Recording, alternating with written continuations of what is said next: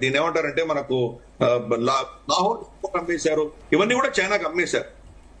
కాబట్టి వాళ్ళు చైనా అన్నది వాళ్ళు చాలా ఇన్వెస్ట్మెంట్స్ ఉన్నాయి కాబట్టి ఆ ఇన్వెస్ట్మెంట్ కాపాడుకునే దిశగా వాళ్ళ ప్రయత్నం తప్పకుండా చేస్తారు. కానీ రేపు యుద్ధం అంటూ భారతదేశానికి పాకిస్తాన్కి మధ్యలో ఫుల్ స్కేల్ యుద్ధం అంటూ వస్తే గనక చైనా వాళ్ళ సమర్థన కోసం వాళ్ళని సమర్థిస్తూ వాళ్ళు కూడా యుద్ధంలో దిగుతారా అన్నది పెద్ద ప్రశ్న.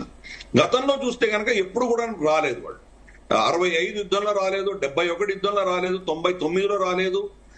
ఇన్ఫాక్ట్ 71 యుద్ధంలో మనకు రిచర్డ్ నిక్సన్ చైనాని రిక్వెస్ట్ చేశాడు. ఆయన భారతదేశం ఈస్ట్ పాకిస్తాన్ లో యాక్షన్ తీసుకుంటోంది, మీరు భారతదేశం మీద దాడి చేసి వాళ్ళ మీద ఒత్తిడి తీసుకొస్తే ఈస్ట్ పాకిస్తాన్ బతికిపోతుంది, అది దాని మీద వీళ్ళు అటాక్ జరగదు అని చెప్పి రిక్వెస్ట్ చేశాడు రిచర్డ్ నిక్సన్. అయినా చైనా రాలేదు, బరిలో దిగలేదు. కాబట్టి చైనా ఈ రోజు వాళ్ళకి పెద్ద శత్రువు ఎవరంటే అమెరికా. అమెరికాని ఎదుర్కోవడం కోసం వాళ్ళు చుట్టుపక్కల అందరితో కయ్యాలకు రువ్వి వాళ్ళకి యుద్ధాలు చేసుకుంటూ కూర్చుంటే కనుక వాళ్ళు అమెరికాని ఎదుర్కోలేనటువంటి పరిస్థితి. పైపెచ్చు ఒకవేళ మన మీద వాళ్ళు కనుక ఎటువంటి దాడి చేసినా మనం కంప్లీట్ గా అమెరికా కూటమిలోకి వెళ్ళిపోతాం. మనం గతంలో సోవియట్ కూటమిలో ఉన్నాం కాబట్టే మనం అమెరికా మనల్ని బెదిరించిన రిచర్డ్ నిక్సన్ లాంటి వాళ్ళు మనం 1971లో యుద్ధం మనం గెలవగలిగాం. ఈసారి చైనా పిచ్చి ప్రయత్నాలు చేస్తే పూర్తిగా మనం అమెరికా కూటమిలోకి వెళ్ళిపోయేటువంటి ప్రమాదం ఉంది. కాబట్టి చైనా అటువంటి తప్పిదాలు చేయదు, కానీ పరోక్షంగా సపోర్ట్ చేస్తుంది. వాళ్ళకి ఏదో ఆయుధాలు ఇస్తుంది, ఇంటెలిజెన్స్ ఇస్తుంది, ఎయిర్ క్రాఫ్ట్లు ఇస్తుంది, సబ్మరీన్లు ఇస్తుంది. ఇటువంటివి వస్తు రూపేణా సాయం చేయొచ్చు. శాటిలైట్ ఇమేజరీ ఇవన్నీ ఇవ్వచ్చు వాళ్ళకు. పాకిస్తాన్ కి ఈ రోజు దాకా ఒక్క శాటిలైట్ కూడా లేదు పాకిస్తాన్ కి. కాబట్టి రేపు వాళ్ళు న్యూక్లియర్ అటాక్ చేయాలంటే వాళ్ళకి శాటిలైట్ టెక్నాలజీ కావాలి, నావిగేషన్ కావాలి. అవన్నీ కూడా చైనా ప్రొవైడ్ చేయొచ్చు. కాబట్టి అలాగే 5G టెక్నాలజీ కావచ్చు, జామింగ్ టెక్నాలజీ కావచ్చు, రెడార్ టెక్నాలజీ కావచ్చు, వాళ్ళకి కావాల్సినటువంటి సహాయం చైనా చేయవచ్చు. కానీ డైరెక్ట్ గా వీళ్లను సమర్థిస్తూ వాళ్ళు యుద్ధంలో బరిలో దిగుతారని నేను అనుకోండి. ఓకే ఓకే ఓకే సో మొత్తానికి ఒక బ్రేకింగ్ న్యూస్ అంతోంది. 10 గంటలకు జరగాల్సిన బ్రీఫింగ్ ఇప్పుడు 10:30కు స్టార్ట్ కాబోతుంది. అంటే ఒక హాఫ్ అన్ అవర్ లేట్గా మన భద్రతా బలగాలు అంటే ఒకటి డిఫెన్స్ మినిస్ట్రీ, ఫారెన్ మినిస్ట్రీ రెండు కలిపి ఈ బ్రీఫింగ్ చేయబోతున్నట్టుగా మనకు సమాచారం అందుతోంది. ఎందుకంటే ఒకటి డిఫెన్స్ మినిస్ట్రీ మన వైపు నుంచి precision targets, pin pointed targets ఏవైతే ఉన్నాయో ఆ టార్గెట్స్ సంబంధించిన సమాచారం ఇవ్వచ్చు.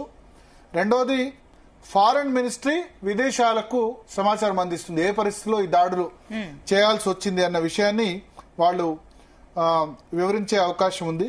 సో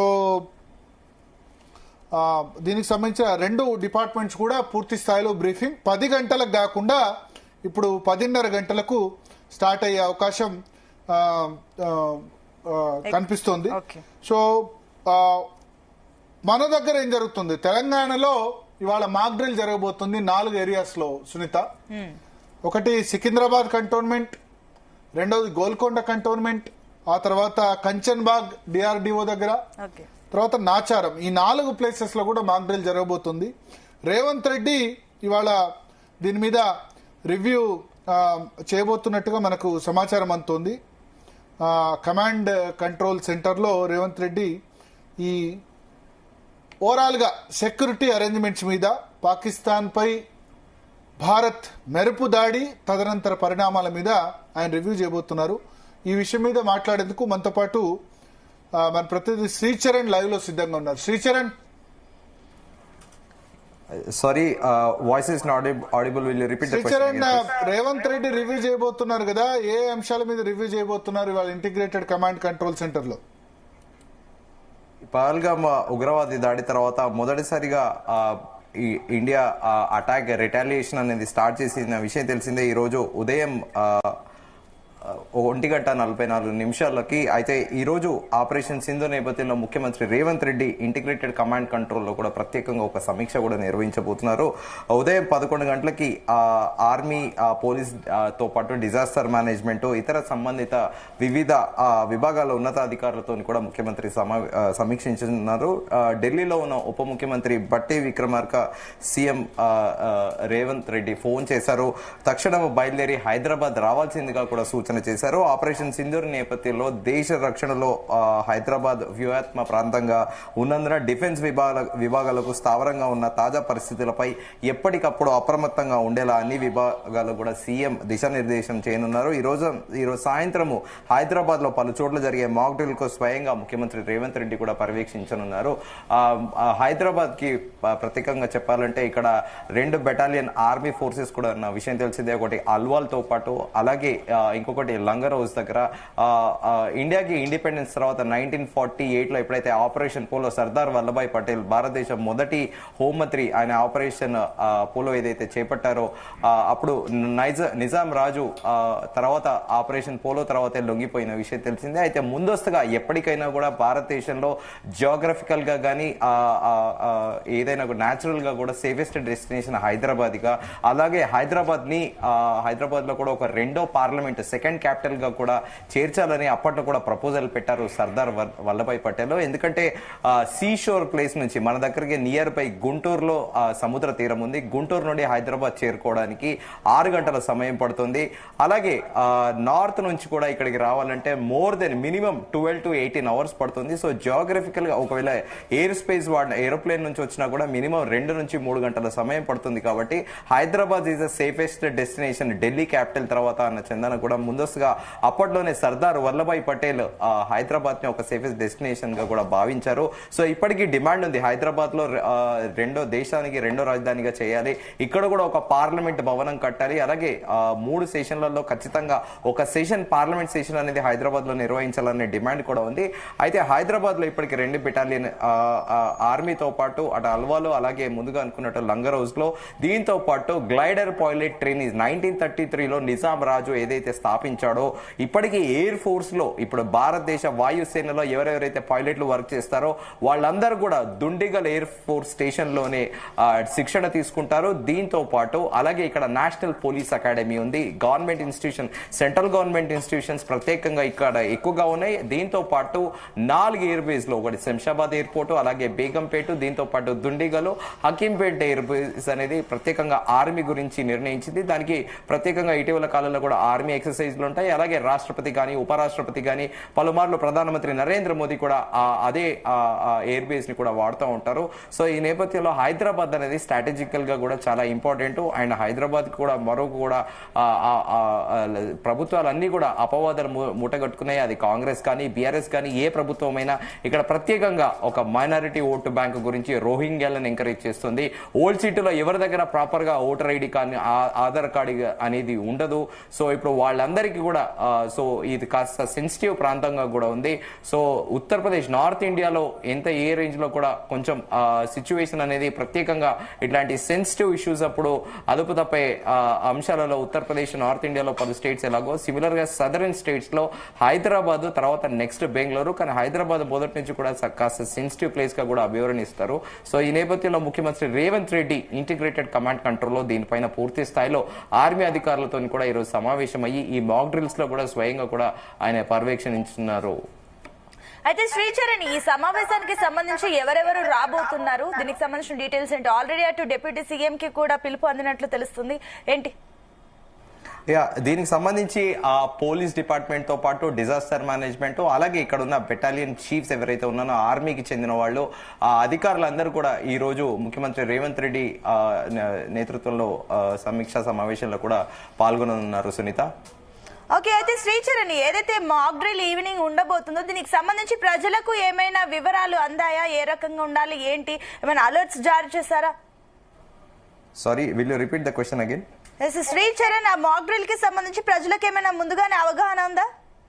గవర్నమెంట్ ఆఫ్ ఇండియా నిన్న ఒక నిమిషము 44 సెకండ్ల నిడివి గల ఒక వీడియో రిలీజ్ చేసింది. దాంట్లో ఎమర్జెన్సీ ఆపత్కర పరిస్థితులలో ఇంట్లో అంటే ఓల్డ్ ఏజ్ అంటే పెద్దవాళ్ళని, ఏజ్డ్ పర్సన్ ని, అలాగే మహిళల్ని, చిన్న పిల్లల్ని ఎలా సురక్షితంగా ఉంచాలి, మొదట ఏదైనా జరిగితే ఏం చేయాలనేది ఆ వీడియోలో చాలా క్లియర్ గా కూడా పెట్టారు. లైట్స్ ఆఫ్ చేయాలి, కర్టెన్స్ ఆఫ్ చేయాలి, అలాగే అందరు టుగెదర్ అంటే లైట్లన్నీ ఆఫ్ చేసి అంధకారంలో ఉన్నంత మాత్రాన ఏదో ప్రమాదంలో నుంచి బయటపడమని కాదు, ఇది ఐక్యత, దేశ ఐక్యత సూచికంగా ఉంటుందనేది కూడా ఆ వీడియో నిడివి సారాంశము. సో ఈ నేపథ్యంలో ఈ మాక్ డ్రిల్స్ పైన కూడా కేంద్ర ప్రభుత్వం ఏదైతే విడుదల వీడియో జారీ చేసిందో అదే సిమిలర్ గా ఈ రోజు కూడా దానికి రిలేటెడ్ గా సిమిలర్ గానే మాక్ డ్రిల్స్ అనేటివి కూడా ఉండబోతున్నాయి. ఎందుకంటే ఈ మాక్ డ్రిల్ దేశవ్యాప్తంగా 244 జిల్లాలని ప్రత్యేకంగా ఎంచుకున్నారు. సో హైదరాబాద్ కూడా ముందుగా అనుకున్నట్టు చాలా సెన్సిటివ్ ప్లేస్, ఇప్పుడు సీషోర్ ప్లేస్ అంటే ఈస్ట్ బే ఆఫ్ బెంగాల్ లో స్ట్రాటజిక్ గా విశాఖపట్నం పోర్ట్ ఇండియాకి చాలా క్రూషియల్ అని కూడా చెప్పాలి. ఎందుకంటే అక్కడ పాకిస్తాన్ గతంలో కూడా చాలా మంది నేవీ ఆఫీసర్లని హానీ ట్రాప్ పేరిట పాకిస్తాన్ ఐఎస్ఐ కూడా ట్రాప్ చేసింది. సో ఇటు చైనీస్ కి స్ట్రాటజికల్ గా కూడా విశాఖపట్నం అనేది ఒక సెంటర్ పాయింట్ అని కూడా చెప్పాలి బే ఆఫ్ బెంగాల్ లో. సో బే ఆఫ్ బెంగాల్ ఎంత క్రూషియలో విశాఖపట్నంతో పాటు హైదరాబాద్ కూడా అంత ఇంపార్టెంట్ కాబట్టి సో ప్రత్యేకంగా ఇక్కడ కూడా మాక్ డ్రిల్స్ ఈ రోజు నిర్వహించబోతున్నారు. దీన్ని స్వయంగా ముఖ్యమంత్రి రేవంత్ రెడ్డి కూడా పర్యవేక్షించనున్నారు. సో అందరికీ పబ్లిక్ కూడా ఖచ్చితంగా దీనిపైన అవగాహన రూపొందించే కార్యక్రమంలో కూడా ఈ మాక్ డ్రిల్స్ చేయాలని దేశవ్యాప్తంగా కూడా ఈ స్పెసిఫిక్ గా మెన్షన్ చేసిన జిల్లాలకి కేంద్ర హోంమంత్రిత్వ శాఖ కొద్ది రోజుల కిందట ఆదేశాలు జారీ చేసింది. అయితే శ్రీచరణ్, ఏవైతే మాక్ డ్రిల్స్ నిర్వహిస్తున్న జిల్లాలు ఎక్కడైతే ఉన్నాయో అక్కడ ట్రాఫిక్ డైవర్షన్స్ ఏమైనా ఉండే అవకాశాలు ఉన్నాయా? డెఫినెట్ గా ఖచ్చితంగా ఉంటాయి. ఎందుకంటే ప్రయర్ గా ఇది 3 days బిఫోర్ కూడా ప్రయర్ గా ఇన్ఫర్మేషన్ అనేది వచ్చింది. దీనిపైన స్టేట్ గవర్నమెంట్ కూడా ప్రత్యేకంగా డిజాస్టర్ మేనేజ్మెంట్ చెందిన ఐఏఎస్ అధికారి కూడా అరవింద్ కుమార్ ఐఏఎస్ ప్రత్యేకంగా ట్వీట్ కూడా చేశారు నిన్న. ఈ సమయము అలాగే ప్రాంతాలు ఎక్కడెక్కడ జరుగుతున్నాయో దాని మేరకు డిజాస్టర్ మేనేజ్మెంట్ కూడా ఎప్పటి జిహెచ్ఎంసీతోని కోఆర్డినేట్ చేస్తుందని కూడా చాలా స్పెసిఫిక్ గా చెప్పారు. సో ఖచ్చితంగా దీనిపైన ఎందుకంటే ఇది ప్రజల కోసము దేశానికి చెందిన చాలా ఇంపార్టెంట్ విషయం కాబట్టి ఖచ్చితంగా డైవర్షన్స్ అవి ఉంటాయి.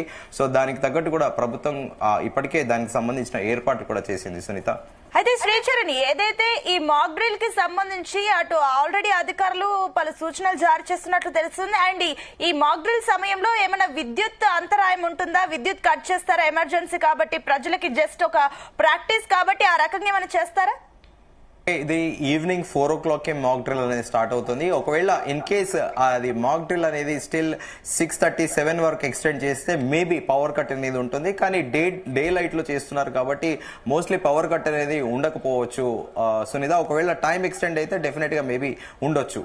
అయితే ఇప్పుడు ఏదైతే శ్రీచరణ్ ఈ మాక్ డ్రిల్ ఏదైతే ఉందో ప్రజలకి ఇదంతా కొత్త, ఎప్పుడు ఇలాంటివి లేవు కాబట్టి పానిక్ అయ్యే ఛాన్సెస్ ఉంటాయి. ప్రజలు కూడా ఇలాంటి కొత్తగా జరుగుతుంటే సో ఆ రకంగా ముందుగానే ఏమైనా సూచనలు చేస్తున్నారా? పానిక్ అవ్వకుండా ఇది జస్ట్ ప్రాక్టీస్ మాత్రమే అని ఇలాంటి ఏమైనా చెప్తున్నారా ప్రజలకి? డెఫినెట్ గా మాక్ డ్రిల్ అనేది చాలా క్లియర్ గా కూడా చెప్తున్నారు. ప్రజలందరికీ కూడా అవగాహన కల్పించే ప్రయత్నం కూడా రాష్ట్ర ప్రభుత్వం చేస్తుంది. ఈ మేరకు కేంద్ర ప్రభుత్వం కూడా ఆయా రాష్ట్రాలకు స్పెసిఫిక్ గా మెన్షన్ చేసిన ప్రాంతాలకు కూడా చాలా క్లియర్ గా గైడ్ లైన్స్ కూడా పంపించింది.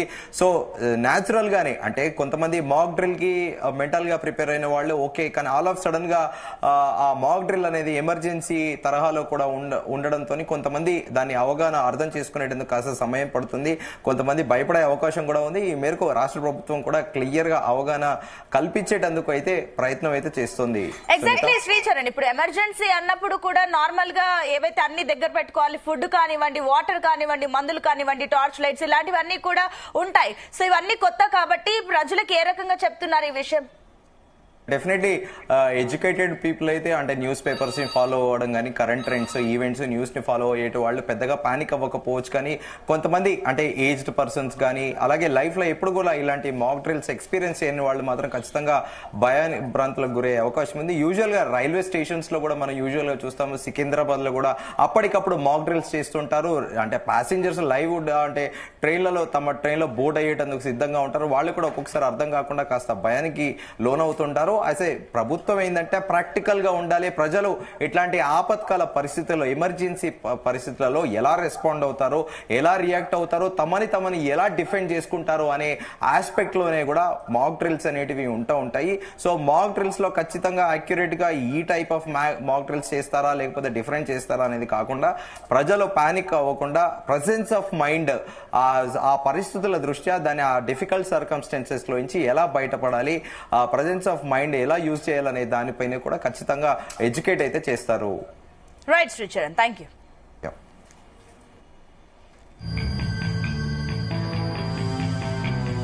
ఇక మొత్తం మీద చూస్తున్నాం, అటు ఏదైతే అర్ధరాత్రి 1:40 ఇండియన్ ఆర్మీ అటు పాకిస్తాన్ ఉగ్ర స్థావరాలపై 9 స్థావరాలపై దాడి చేయడం అయితే జరిగింది. దానికి ప్రతిస్పందనగా పాకిస్తాన్ కూడా రియాక్ట్ అయ్యింది. దానికి సంబంధించి యుద్ధానికి కూడా రెడీ అంటున్నారు. మరోపక్క కొన్ని తప్పుడు ప్రచారాలు అయితే సోషల్ మీడియా వేదికగా అయితే జరుగుతున్నాయి.